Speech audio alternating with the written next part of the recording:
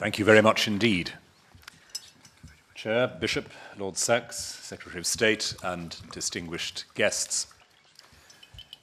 It's a great pleasure to be able to be with you this morning and to celebrate with you this Interfaith Week.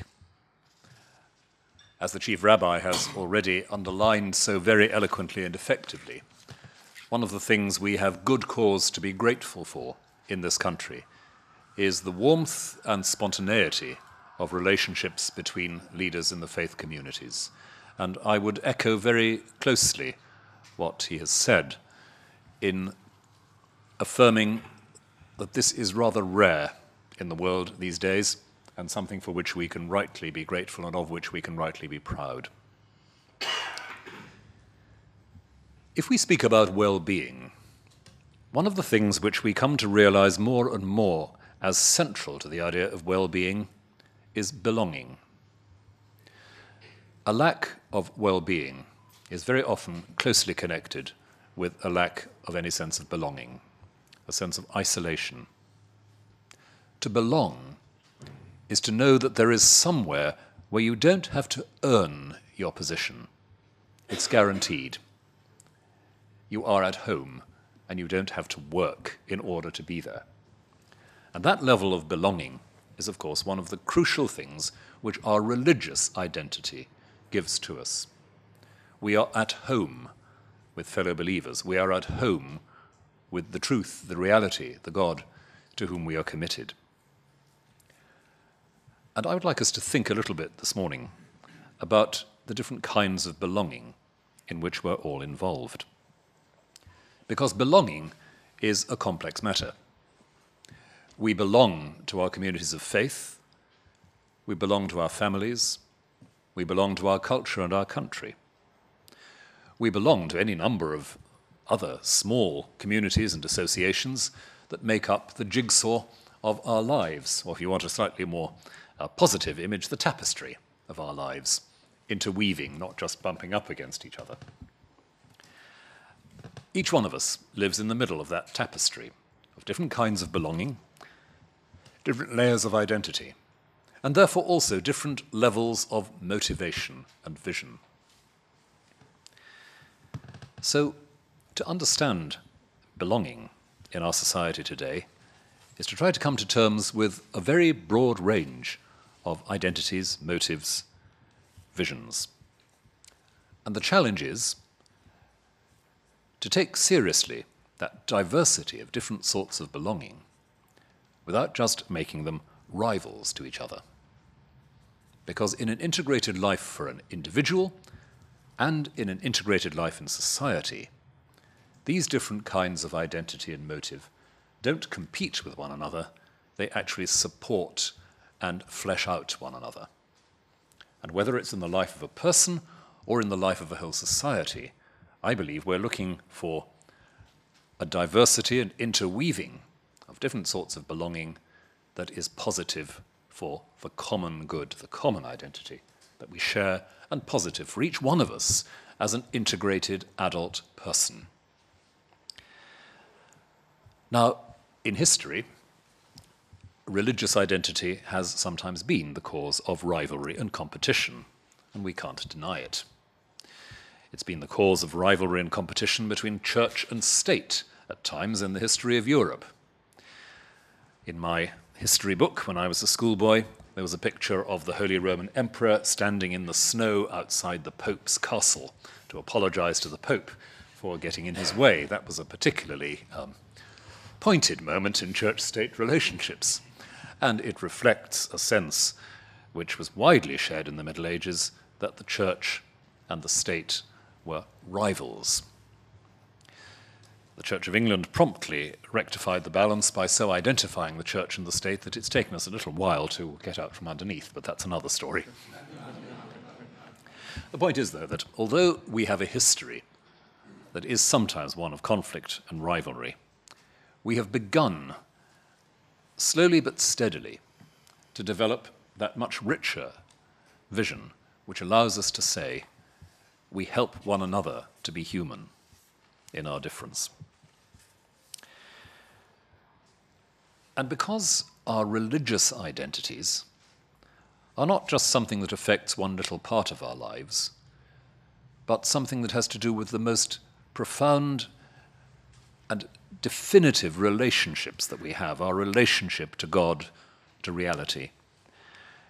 That surely is a reason for not seeing our religious belonging, our religious identity, as ever in competition with other things, but rather as the context in which all our thinking, all our loving, and all our hoping takes place.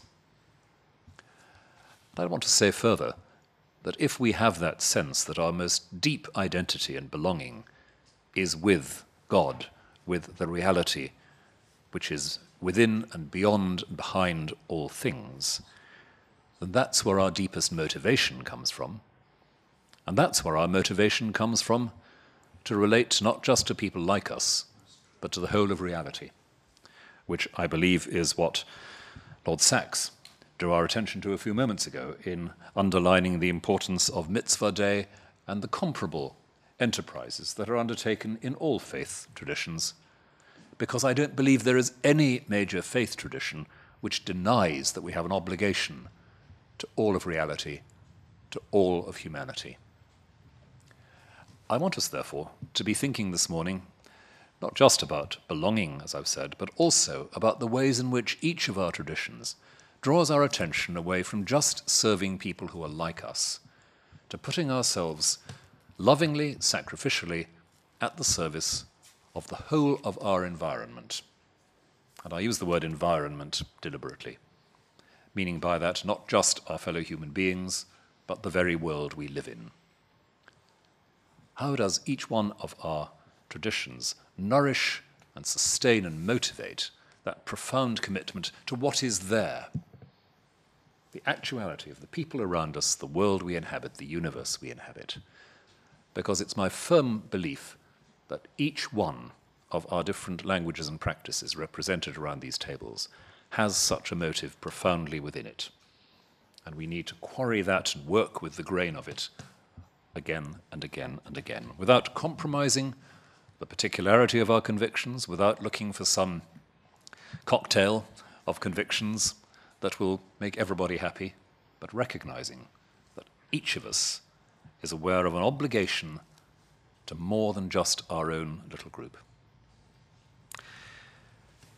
So, in the ideal world and in the ideal society, how do religious communities serve well-being?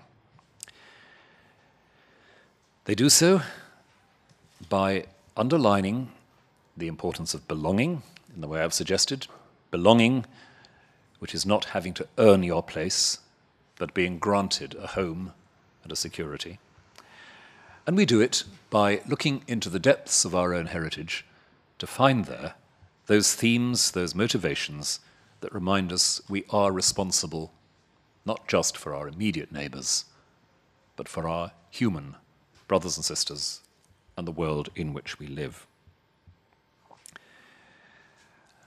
And finally, that does, of course, suggest some models and some thoughts around what the healthy, the well-functioning society looks like.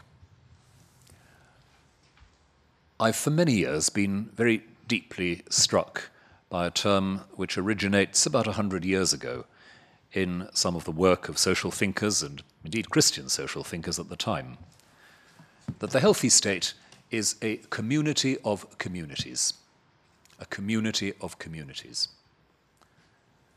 The healthy, well-functioning state is not an impersonal bureaucracy which relates to individuals and tries to control individual rivalries and conflicts. The state works with, holds the ring for, helps to interact the diversity of actual communities that exists in a society. Power doesn't come downwards in a pyramidal way. Power is managed and negotiated between a great variety of grassroots communities. And the state seeks to make the best of that interaction, to support real exchange and the real quest for what is good for all those communities together. It's anything but an easy task but it's anything but a boring task. And what I sense at the moment in our country is that more than for many generations, we have woken up to something of that vision of the state as a community of communities. Secretary of State, we've had some discussion on this in the past year, and I know that these ideas are not unfamiliar to you.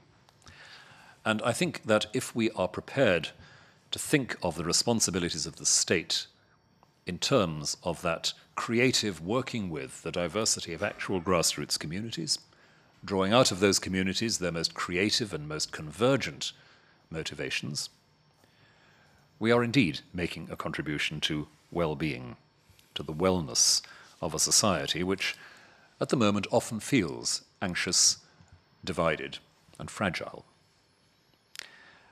I believe very strongly that this is a society which needs desperately to recover a sense of belonging. There are far too many people in our society who feel they have no stake in the public life of this country.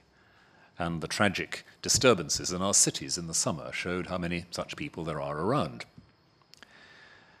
Overcoming that is not just a matter of offering more material goods. It is, I believe, a matter of recovering a sense that there are relationships that we don't have to earn. There is grace, in fact, to use a nakedly religious word, there is grace available for people. They are able to belong. And our own communities of belonging, our own communities of faith, have an enormous role, I believe, not only for their own people, but in reminding our entire society of the centrality in well-being of belonging and the way in which a proper belonging builds us up as mature, responsible adults and allows us the freedom to serve one another in that universal perspective that I've mentioned. So I say long life to that diversity of communities. Long life to that sense of active, sometimes critical, sometimes affirming exchange between us. Long life to that sense of building up an identity through understanding the different ways in which we belong with one another. And above all, long life to that sense which we share around these tables, that at the deepest level, our relationship with gracious reality, loving, intelligent reality with God, that relation inspires and sustains our service to the whole world in which we've been placed. Thank you. Thank you very much.